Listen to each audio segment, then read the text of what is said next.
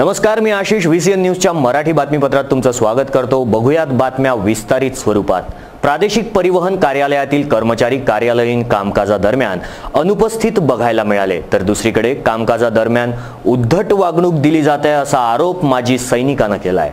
आज व्हीसीएन न्यूजच्या विशेष बातमीमध्ये आपण बघणार आहोत, नेहमीच वाहन चालवणाऱ्या जनतेच्या खिशाला चोट देत नेहमीच तत्पर राहणारे, थोड्या पण चुका झाल्याच तर हातात सरळ मेमो देणाऱ्या प्रादेशिक परिवहन विभागीय कार्यालयाच्या माहितीबद्दल म्हणजेच आरटीओ ऑफिस बद्दल। आजपर्यंत जे प्रशासकीय कार्यालयीन कर्मचारी सामान्य जनतेला रस्त्याने आपली वाहने व्यवस्थित कशी चालवावी आणि समजा कोणाजवळ वाहन चालवण्याचा परवाना नसेल किंवा काही कागदपत्र कमी असतील तर ते या जनतेशी असे वागताना दिसतात की त्या व्यक्तीनं चुकीनं वाहन चालवलं की चोरून बॉर्डरच पार केली। रस्त्यावरील वाहन चालवणाऱ्यांच्या सुरक्षेसाठी तत्परता दाखवणाऱ्या या कर्मचाऱ्यांच्या कार्यालयाचं आज हे बघूया अर्धसत्य। सर्वप्रथम या कार्यालयात प्रवेश करताना नागरिकांना पाणी पिण्यासाठी जो वॉटर कूलर लावलाय त्यात पाणी खरंच शुद्ध करून येतंय की नाही हा मोठा प्रश्न आहे। कारण या वॉटर कूलरची दुर्दशा बघितल्यावर असंच वाटतं की ज्याला कोणाला चिकनगुनिया किंवा डेंग्यूनी तब्येत खराब करून घ्यायची असेल त्याने इथलं पाणी प्यावं।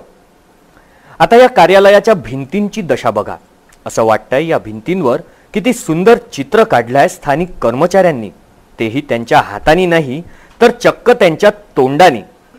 बघा काय सुंदर वाटतात या भिंती। आता इथनं कॅमेरा वळला तो थेट आरटीओनी काही कारणास्तव जप्त केलेल्या या ऑटोंवर। कोणी सांगू शकेल का की हे प्रशासकीय कार्यालयाची जागा आहे की कोणतं जंगल आहे जे आरटीओ ऑफिसने मोठ्या मेहनतीने वाढवलंय। या जंगलातून या रंगवलेल्या भिंतींचा नजारा बघत बघत आता आपण जाऊया आरटीओ ऑफिसच्या प्रसाधन गृहाकडे। संपूर्ण प्रशासन स्वच्छतेचा संदेश देण्यात मग्न असताना आरटीओ कर्मचारी व अधिकारी मात्र निद्रिस्त अवस्थेत का आहेत? काय आहे बघा या प्रसाधन गृहाची अवस्था। नळ आहेत, बेसिन आहेत, मात्र पाण्याचा पत्ताच नाही। अमरावती शहरातील ऑफिस आहे की राजस्थान मधील समजतच नाही। आजपर्यंत तर हेच बघितलं की खिडक्यांचा उपयोग लोक हवा येण्यासाठी किंवा कुंड्या ठेवण्यासाठी करतात, मात्र कार्यालयात या खिडक्या चक्क खराब असलेली संगणक व कचरा भरलेल्या डब्यांना ठेवण्यासाठी करतायत। खरंच काय टॅलेंट आहे या कार्यालयातील कर्मचाऱ्यांमध्ये, म्हणजे पाहावं ते नवलच। बघा कसा कार्यालयाचा महत्त्वाचा डाटा ठेवण्यात आलाय उंदरांना कुरतडण्यासाठी। जग चंद्रावर चाललंय आणि आरटीओ ऑफिस मात्र अजूनही धूळ खाताय। आता हे बघा आजच्या 21व्या युगातील ऑनलाईन फॉर्म सबमिट मशीन। या मशीनवर सूचनांमध्ये लिहिलंय की टचस्क्रीनचा वापर करताना आपले हात स्वच्छ असावे आणि आता बघा ही मशीन किती स्वच्छ आहे। म्हणजे खराब हातांनी ही मशीन खराब होईल की धूळ बसलेल्या मशीननं आपले हात खराब होतील? आणि आता बघा ही मशीन किती स्वच्छ आहे, म्हणजे हातांनी ही मशीन खराब होईल की धूळ बसल्यामुळे मशीननं ते आपले हात खराब होतील? यालाच म्हणतात चोराच्या उलट्या बोंबा। हा बघा या कार्यालयातील भूतखाना। या रस्त्यानी एकट्या स्त्रियांना या कार्यालयात जायचं असेल तर दिवसा सुद्धा भीती वाटेल आणि खरंच किती हिम्मत लागेल। कसे करत असतील या कार्यालयातील कर्मचारी आपले कार्य? या कार्यालयाला भूत बंगला संबोधलं तर काही वावगं ठरणार नाही। दोन गोष्टींची तुलना केल्यास आपल्या लक्षात येईल की या घाणेरड्या कार्यालयापेक्षा एकदाचं प्रसाधन गृह तरी बरं आहे। प्रसाधन गृहाची भिंत चांगली दिसते आहे। हे बघा विदेशी पद्धतीनं तयार केलेलं टॉयलेट किती स्वच्छ वाटतंय। स्वच्छ तर राहिलंच, कारण पाणी तर असायला पाहिजे या नळांना। म्हणजे किती डोळे झाक करताय प्रशासन। या सर्व कार्यालयावर लाखो रुपये खर्च करून तयार केल्या गेलाय। प्रसाधन गृह, टॉयलेट फक्त शोभेच्या वस्तू म्हणून तयार केल्यात का? एका बाजूला 10,000 नागरिकांना टॉयलेट बांधायला सांगणारं हे प्रशासन आपल्या विभागातील हे प्रसाधन गृह व टॉयलेटला व्यर्थ लाखो रुपये खर्च करताना इथे स्पष्ट दिसून येत आहे। आता व्हीसीएनचा कॅमेरामन स्वतःचं नाक मुरगळत थेट पोहोचलाय आरटीओच्या चौकशी केंद्रावर। हे केंद्र सामान्य जनतेच्या मदतीसाठी बसलेलं दिसतंय, फक्त प्रशासनाच्या नजरेत। मात्र हे अर्धसत्य आहे। खरं तर या सेंटरच्या खुर्चीवर बसणारा माहिती देणारा ऑफिसर गेल्या 2 दिवसांपासून गायब असल्याचं सांगितलं जात आहे। वारे प्रशासकीय कामचोर कर्मचारी। आता ही बघा आरटीओ मधली सर्वात जास्त महत्त्वाची मात्र खोटारडी पाटी। यावर स्पष्ट लिहिलंय की सर्वसामान्य लोकांना जर कोणत्या अनधिकृत व्यक्तीने पैसे अथवा कामाचे पैसे मागितले तर त्यावर कारवाई केल्या जाईल। वा, कारवाई तर होणारच ना, कारण आरटीओची अधिकृत जे दलाल तयार केले आहेत त्यांचे पोट कसे भरतील? हे सत्य परिस्थिती आहे, हे बोर्ड सांगताय। आता हा लाईट कोण बंद करणार हा पण प्रश्नच आहे, कारण हे तर प्रशासनाचं ऑफिस आहे आणि प्रशासन म्हणजे राजा, आणि राजे काम थोडी करतात, ते तर फक्त ऑर्डर देतील। दिवसा पण लाईट चालू आहे, जा रे बंद करू नये। वा रे प्रशासन, दिव्याखाली अंधार असतो ना, तो यालाच म्हणतात। बघा सुंदर असं ऑफिसचं बोर्ड आणि भंगार अशी इमारत। बघा नागरिक त्या पडलेल्या बोर्डाची हालत पाहतायत। अरे नाहीये सामान्य नागरिकांची काळजी या प्रशासनाला, पण कमीत कमी या तिरंग्याचा तर मान ठेवा।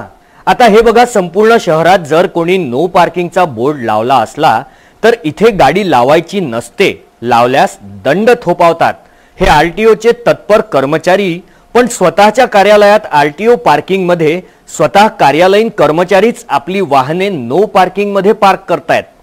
व्हीसीएनच्या टीमनी जेव्हा लायसन्स कार्यालयाला भेट दिली त्यावेळेस परिस्थिती तर बघा काय होती। आपण आहोत आज आरटीओ मध्ये लायसन्स विभागामध्ये। आज आपण इथे बघतो लायसन्स विभागामध्ये जी काही गर्दी आपल्याला बघायला मिळते आहे, पण आज इथे एक बघण्यासारखी एक विशेष गोष्ट आहे। सर्व अधिकारी आतमध्ये एसी कॅबिन्समध्ये बसलेले आहेत आणि इथे आपल्या सामान्य जनतेसाठी एकही पंखा सुद्धा साधा लावलेला गेलेला नाही आहे। माझ्यासोबत इथे काही उपस्थित नागरिक आहेत। दादा, तुम्ही इथे कशासाठी आला? लायसन्स काढायला आला? कुठलं लर्निंग कार्ड?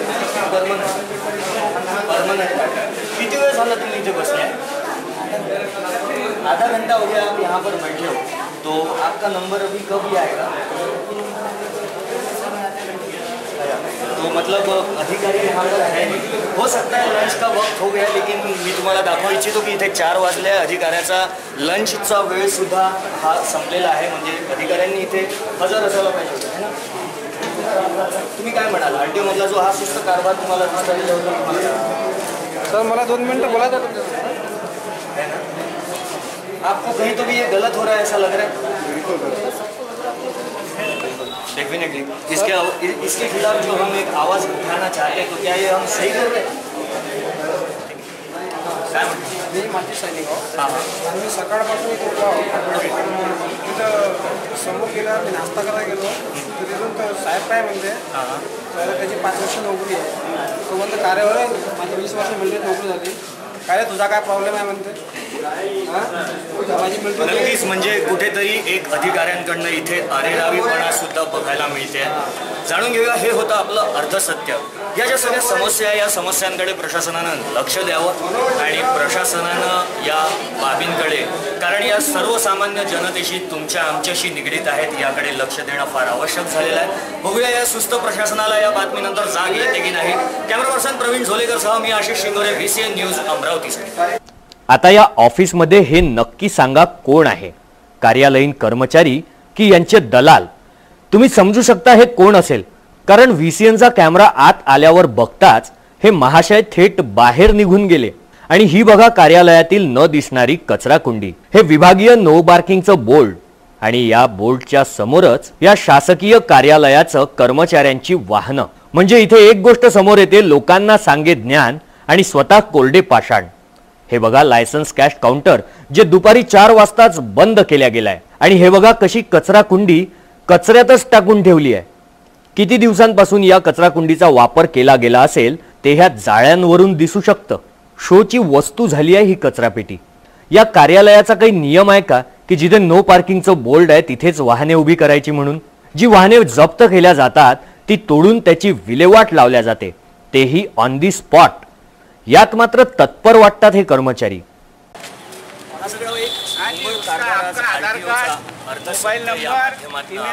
समोर मांडण्याचा प्रयत्न केला।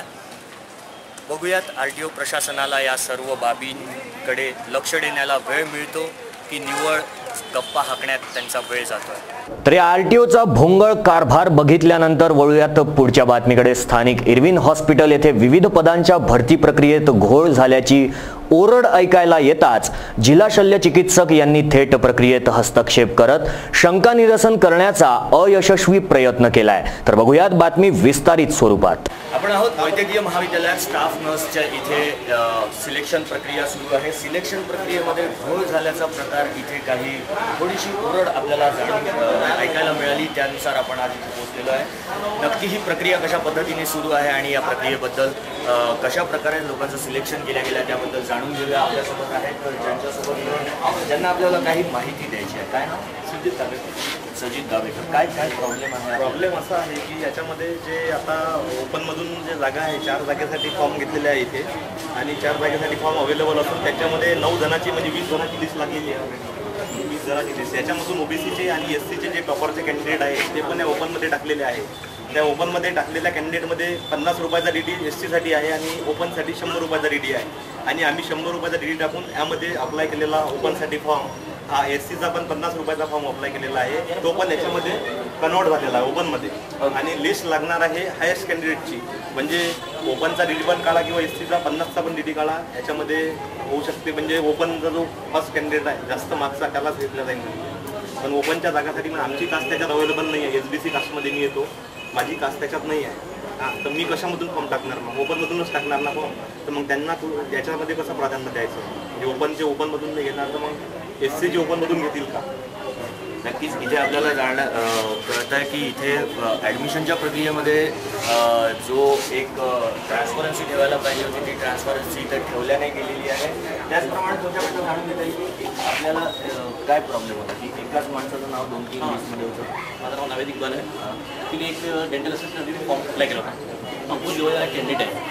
मागील 2-3 वर्षापासून जर ड्राईव्ह करत आहे टीम हॉस्पिटल डीपीवरच्या गाडीवर. हां आणि मी 2012 आणि 2014पर्यंत हॉस्पिटल काम केलं. मला 2 वर्ष 3 महिन्याचा एक्सपिरियन्स आहे. तरी माझं त्याचं नाव नाही आहे आणि एक कॅन्डिडेटला 3 पोस्टमध्ये पहिला नंबर नाव आहे. मग कुठल्या श्रेणीनुसार त्यांनी त्यांना हे केलं? ते समजा त्यासाठी मला ते माहीत पडे ते CPM आहे कुठलं सर ते म्हणते त्याचा एक्सपिरियन्स वगैरे आहे त्याचा एक्सपिरियन्स वगैरे काही नाही आणि त्यांना दिले पर्सेंटेज कमी आहे. ओके. मग तुम्ही ते जाणून घ्यायचा प्रयत्न केला त्यांच्याकडे? मी सांगितलं तर सर म्हणे तुम्ही थांबमध्ये असेल तर सांगतो म्हणे. ठीक आहे. या तर मग या ॲडमिशन प्रक्रियेबद्दल संपूर्ण माहिती घेऊया. इथे ॲडमिशन प्रोसेस अधिकारी जे आहेत त्यांच्याकडनं. वो पैनल में है क्या? नहीं, कोठारी पैनल में नहीं है. पैनल पे अगर आपके बंधुओं को लोग कोठारी सर आएंगे उनसे बात कीजिए. हम क्या हो रहा है हमें जवाब नहीं मिलता तो मैं भी जाते कलेक्टर को जाते हमको लेकिन लीगली होना जवाब. अगर वो मैडम का लीगली बैठता है नो ऑब्जेक्शन. अगर लेकिन वो रूल में नहीं बैठता जो गाइडलाइन है आपने इसमें डाले कैसे हम तो कारण होगा ये कानून से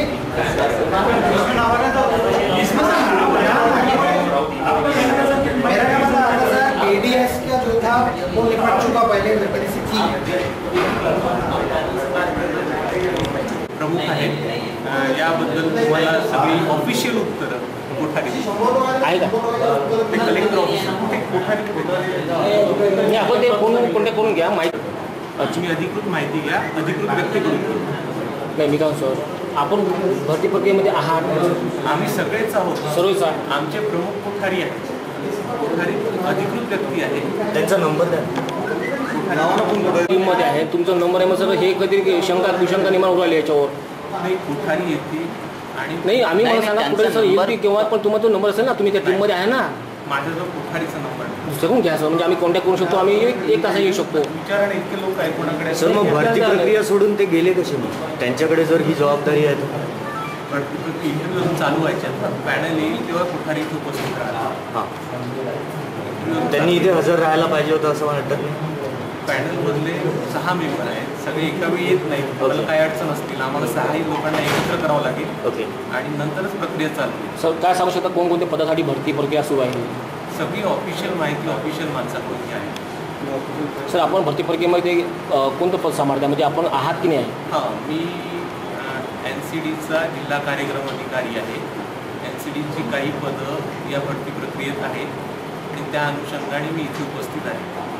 पण मुख्य अधिकृत मनुष्य कोठारी.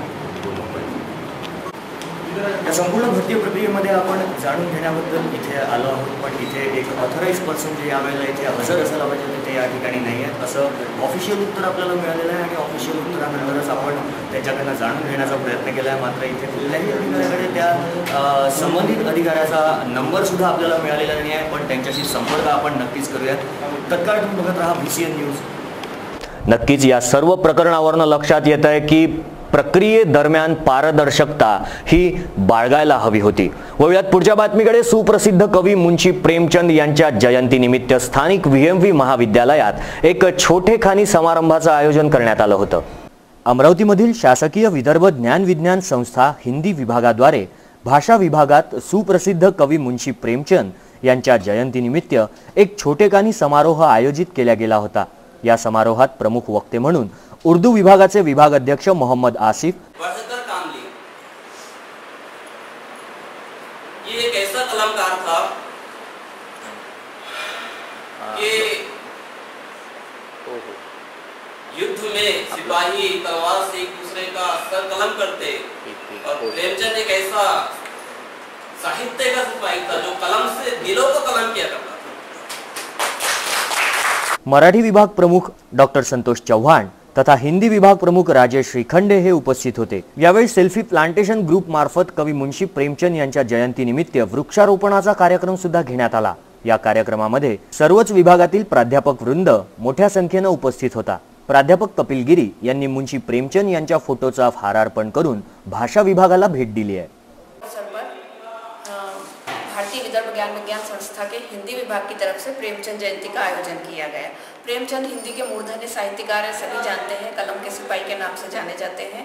और उनका जो साहित्य वो आज की दशा में भी उतना ही प्रासंगिक है जितना कि उस समय में था. उन्होंने हर समस्या के बारे में लिखा है, हिंदू मुस्लिम समस्या, किसानों की समस्या, पारिवारिक समस्या, सभी समस्याओं को उन्होंने, दहेज की समस्या, इन सब समस्याओं को उन्होंने अपनी लेखनी में उभारा है. और यही समस्याएं आज भी उसी रफ्तार से या उसी अनुपात में अभी भी बरकरार है. तो आज का उनका जो साहित्य वो आज भी उतना ही प्रासंगिक और समय काल के अनुसार है जितना उस समय में था. तो इन्हीं प्रेमचंद जयंती के अवसर पर आज हम सभी यहाँ पे विद्यार्थी और हमारे सभी विभाग प्रमुख यहाँ उपस्थित हुए हैं. हम चाहते हैं कि प्रेमचंद के बारे में बच्चों को ज़्यादा से ज़्यादा जानकारी मिले, उनके साहित्य के बारे में वो ज़्यादा से ज़्यादा ज्ञान लें और लाभ उठा सके. इसी उद्देश्य को ध्यान में रखकर आज हमने प्रेमचंद जयंती का आयोजन किया है. वो उनके कोर्स में भी है, इसका लाभ निश्चय ही बच्चे उठाएंगे, ऐसी हम उम्मीद करते हैं.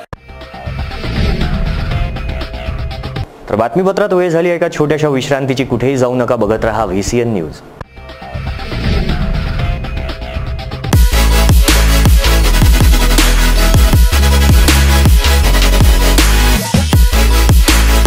आपण पाहत आहात VCN न्यूज. आपला विदर्भ, आपली बातमी.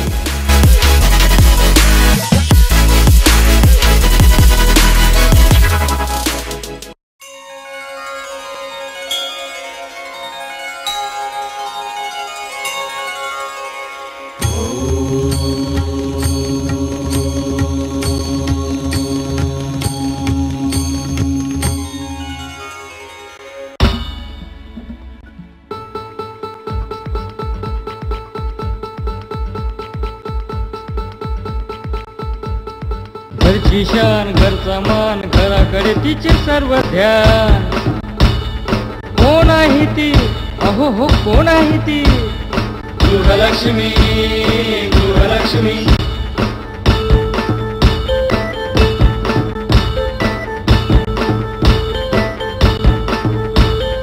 ममते पोटी प्रेमासाठी झटते नेहमी घरच्यासाठी.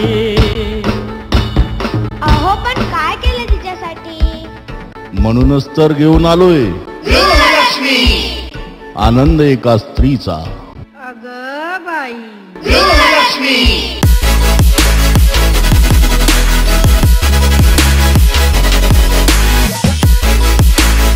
आपण पाहत आहात VCN न्यूज.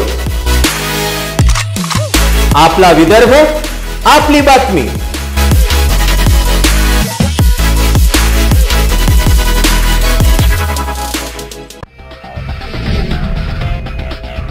विश्रांतीनंतर मी आशिष पुन्हा एकदा तुमचं स्वागत करतो. वळूया पुढच्या बातमीकडे. वळूयात पुढच्या बातमीकडे. मराठा क्रांती मूक मोर्चा समितीच्या वतीनं 9 ऑगस्ट रोजी मुंबई येथे आझाद मैदानात मराठा क्रांती मूक मोर्चाचं आयोजन करण्यात येत असून विविध मागण्या यावेळी मांडण्यात येणार आहेत. गेल्या सप्टेंबर महिन्यात संपूर्ण राज्यातील जिल्ह्यात मराठा क्रांती मूक मोर्चे काढून मराठ्यांची एकजूट दाखवली गेली असली तरी ज्या मागण्यांसाठी हे मूक मोर्चे काढले त्यातील एकाही मागणीची पूर्तता राज्य सरकारनं केली नाही. त्यामुळे येत्या 9 ऑगस्ट क्रांती दिनानिमित्तानं आझाद मैदान मुंबई येथे मराठा क्रांती मूक मोर्चाचं आयोजन करण्यात आलं असून याची संपूर्ण राज्यभर जनजागृती करण्यासाठी बैठकीचं आयोजन करण्यात येत आहे. अमरावती जिल्ह्यातून सुमारे 5000 मराठा बांधव या मोर्चामध्ये सहभागी होणार असून दिनांक 8 ऑगस्ट रोजी सायंकाळी अमरावती मुंबई एक्सप्रेसने मराठा बांधव मुंबईकरता रवाना होतील. याकरता जिल्ह्यातील प्रत्येक तालुका स्तरावर नियोजन करण्यात येत आहे. मराठा समाजाचा मोर्चा संदर्भात विशेष सांगायचे झाल्यास या मोर्चातील मागण्या ह्या मराठा समाजाकरताच नव्हे तर संपूर्ण बहुजन समाजाच्या हितासाठी आहेत. सरसकट शेतकरी कर्जमाफी या विषयावर विदर्भातील मराठा बांधव मोर्चामध्ये सहभागी होईल. दिनांक 9 ऑगस्टला मुंबईत मराठा समाज नव्या उमेदीनं मोर्चात सहभागी होणार असून आता नाही तर कधी नाही या मानसिकतेत मराठा समाज आलेला असल्याचं यावेळी बघायला मिळालं आहे. मूक मोर्चाकडून सरकारला यात मराठा क्रांतीच्या प्रमुख मागण्या करण्यात आल्या त्या याप्रमाणे राहतील. शेतकरी कर्जमाफी, मराठा आरक्षण, ॲट्रॉसिटी कायद्यातील सुधारणा, कोपर्डीतील आरोपींना त्वरित फाशीची शिक्षा द्यावी, त्याचबरोबर अण्णासाहेब पाटील आर्थिक विकास महामंडळाची व्याप्ती वाढवणे अशा प्रकारच्या मागण्या यावेळी उचलून धरण्यात येतील. 9 ऑगस्ट 2017 रोजी मुंबई मराठा क्रांती मोर्चा हा मुंबईचा अधिवेशनचा सर्वात शेवटचा मोर्चा आहे आणि याच्यात खूप प्रचंड प्रमाणात संपूर्ण मोर्चेकरी येणार आहे. आणि नियोजकांचा जो प्रयत्न आहे तो प्रयत्न असा आहे की हा मोर्चा यशस्वीरित्या करण्यासाठी जे नियोजन आहे लागणारं नियोजन आहे ते आम्ही नियोजन समिती राज्यस्तरीय आणि जिल्हास्तरीय नियोजन समितीमधून अगदी व्यवस्थित केलेलं आहे. वळूयात पुढच्या बातमीकडे. संपूर्ण नैसर्गिकरित्या बनवलेल्या राखी शहरात विक्रीकरता दाखल झाल्या असून देशी बनावटीच्या या राख्यांना ग्राहक आपली पहिली पसंती देत आहेत. बहीण भावाच्या संबंधातील निर्मळ नात्याला दाखवणारा दिवस म्हणजे राखी पौर्णिमा. भावानं नेहमीच आपल्या बहिणीचं रक्षण करावं व भावा बहिणीचं नातं सदैव असंच राहावं यासाठी हा सण साजरा केला जातोय. काही दिवसांवरच राखी पौर्णिमा हा सण येऊन ठेपलाय. त्यामुळे संपूर्ण बाजारपेठ राखीच्या दुकानांनी खचखचून भरलेली पाहायला मिळते आहे. या दुकानात अनेक प्रकारच्या राखी आपल्याला बघायला मिळतील. या राखी फार मेहनतीनं तयार केल्या जातात.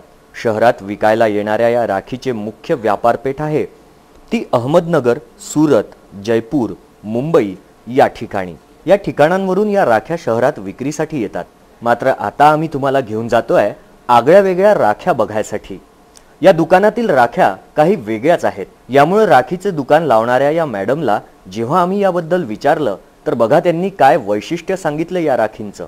संपूर्ण बांबू केंद्र लवादा मेळघाट येथील इको फ्रेंडली राखी या राखीचं विक्री इथून मी ठेवलेली आहे. काहीच यांचं मानधन किंवा सन्मान हे न घेता मी नेहमीच यांचे राख्या विकण्याचे कार्य करते. हे त्याचे राख्याचे या वैशिष्ट्य असे आहे की ह्या राख्या कम्प्लिटली इको फ्रेंडली राख्या आहे आणि प्लास्टिक, थर्मोकोल, रासायनिक रंग व इतर अनैसर्गिक साधनापासून या राख्या पूर्णपणे मुक्त आहे आणि या राख्या पर्यावरणाला पण पोषक आहे आणि पारंपरिक कारिगराचा रोजगार वाचवण्याचा प्राथमिक प्रयत्न हा माझा नेहमीच असतो. मेळघाटातील अपंग गरीब आदिवासी बांधवांना सन्माननीय मदत संस्कृती जपण्याचा एक नैसर्गिक प्रयत्न आहे आणि ह्या राख्या मी दरवर्षी माझ्या या काउंटरमधून विकत असते आणि यावेळेस मला या राख्या विकायसाठी भरघोस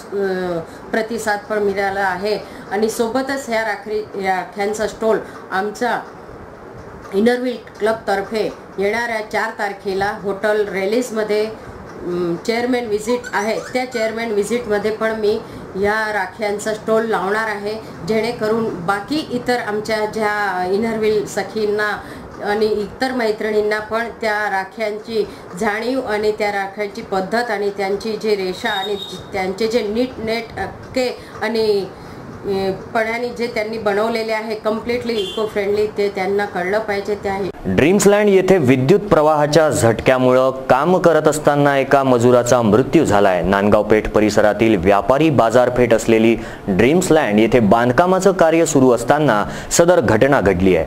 दिनांक 1 ऑगस्ट रोजी नांदगाव पेठ परिसरातील ड्रीम्सलँड येथे बांधकामाचं कार्य सुरू असताना अचानक विद्युत प्रवाहाचा झटका लागल्यानं एक मजूर जखमी झाला. जखमीला जिल्हा सामान्य रुग्णालयात दाखल केले असता उपचारादरम्यान मजूर प्रेम भैयालाल जांभेकर वय वर्ष 35 राहणार बोरवाडी धारणी तहसीलचा रहिवासी याला मृत घोषित करण्यात आलं. मृतक प्रेम जांभेकर याच्या नातेवाईकांनी मृतदेहाच्या शवविच्छेदनाला नकार दिला. त्यामुळे वातावरण तापलं व ड्रीमलँडचे संचालक मंडळाची तातडीनं चौकशी करावी व मृतकाच्या नातेवाईकांना तातडीची मदत करण्यात यावी या मागणीनं जोर धरताच मृतकांच्या नातेवाईकांना 3,80,000ची ड्रीमलँडच्या संचालकांमार्फत आर्थिक मदत देण्यात आली. मृतक प्रेम जांभेकर यांच्या पश्चात पत्नीसह 3 मुली व 1 मुलगा असा परिवार आहे. आता वळूयात पुढच्या बातमीकडे. अपंग जनता दलाच्या वतीनं अपंग कल्याण व पुनर्वसन निधी अपंगांच्या थेट खात्यात जमा करावा या मागणीला घेऊन जिल्हाधिकारी कार्यालयासमोर ठिय्या आंदोलन करत निवेदन सादर करण्यात आलंय. सामाजिक संघटना अपंग जनता दलाच्या वतीनं जिल्हाधिकारी यांना एक निवेदन देण्यात आलंय. यामध्ये अपंग कल्याण व पुनर्वसन निधी त्वरित अपंगांच्या खात्यात जमा करावा अशी मागणी करण्यात आली आहे. त्याकरता ठिय्या आंदोलन करण्यात आलं. शासन निर्णय व उच्च न्यायालयाचा आदेश असून सुद्धा अपंग कल्याण व पुनर्वसन निधी समाज कल्याण विभागानं सन 2016 ते 17चा 30 लाख रुपयाचा निधी खर्च करण्याकडे दुर्लक्ष करते आहे. म्हणून अपंग जनता दलाच्या 7 पदाधिकाऱ्यांनी विभागीय आयुक्त यांच्या कार्यालयासमोर आत्मदहन आंदोलन केलं होतं. याची दखल घेत 380 अर्जांमधून 339 अपंगांचे प्रस्ताव समाज कल्याण विभागानं मंजूर केले आहेत. मात्र नवीन शासन निर्णयामध्ये ज्या जाचक अटी आहेत त्यामुळं अपंग कल्याण व पुनर्वसन निधीचा लाभ अपंगांना मिळू शकत नाही. म्हणून जुन्या शासन निर्णयाप्रमाणे थेट अपंगांच्या खात्यात अपंग कल्याण निधी व पुनर्वसन निधी जमा करण्यात यावा अशी मागणी करण्यात येते आहे. मागणी पूर्ण न केल्यास कार्यालयासमोर अपंग जनता दलाच्या वतीनं सामूहिक आत्मदहन आंदोलन करण्याचा इशारा सुद्धा देण्यात आला है. हमारा आंदोलन जो है ये अपंग कल्याण पुनर्वसन निधि 3% निधि खर्च करने के लिए किया है. इसमें 340 लोगों को अपंग कल्याण पुनर्वसन निधि मंजूर हो गया, लेकिन शासन निर्णय के प्रमाणे पहले चीज़ लो. इसलिए हमारा आज का आंदोलन है कि हमको चीज़ न लेते हुए समाज कल्याण विभाग वो पैसों में हमको वस्तु दे या फिर हमको 50% वो वस्तु की रकम दो हमारे अकाउंट में. वो हिसाब से आज का हमारा ठिया आंदोलन सीओ जिलाधिकारी का मुख्य कार्यकारी का सीओ इनके कैबिन में. अगर समझिए आपकी मांगे पूरी नहीं की गई ने तो आगे का अपना प्रयोजन क्या रहेगा, किस तरीके से? 2017 को मुख्य कार्यकारी अधिकारी इनके कैबिन के अंदर अपंग जनता दल के 12 पदाधिकारी सामूहिक आत्मदहन करेंगे. DCCI तसेच ऊर्जा महिला इंडस्ट्रीज द्वारा 3 ऑगस्ट रोजी स्थानिक टाउन हॉल येथे भव्य उद्योजक मेळाव्याचं तसेच उद्योग संबंधी मार्गदर्शन करण्यात येणार आहे. सदर आयोजन हे पारमिता बहुउद्देशीय महिला संघटनेद्वारा आयोजन करण्यात येत आहे.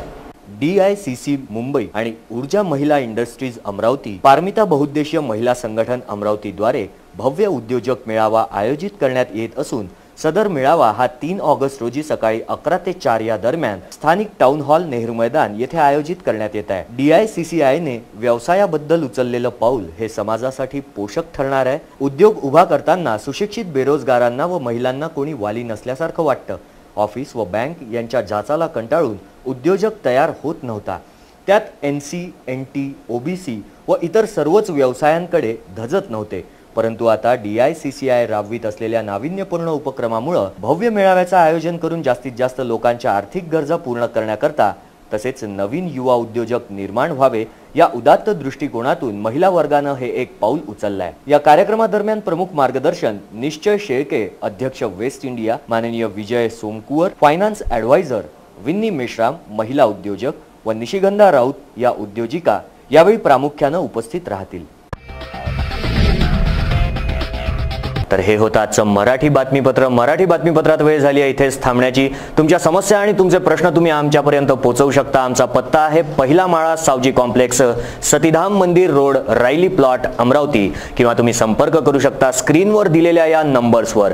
विदर्भाशी जुळलेले ज्वलंत प्रश्न जाणून घेण्यासाठी बघत रहा VCN न्यूज. नमस्कार.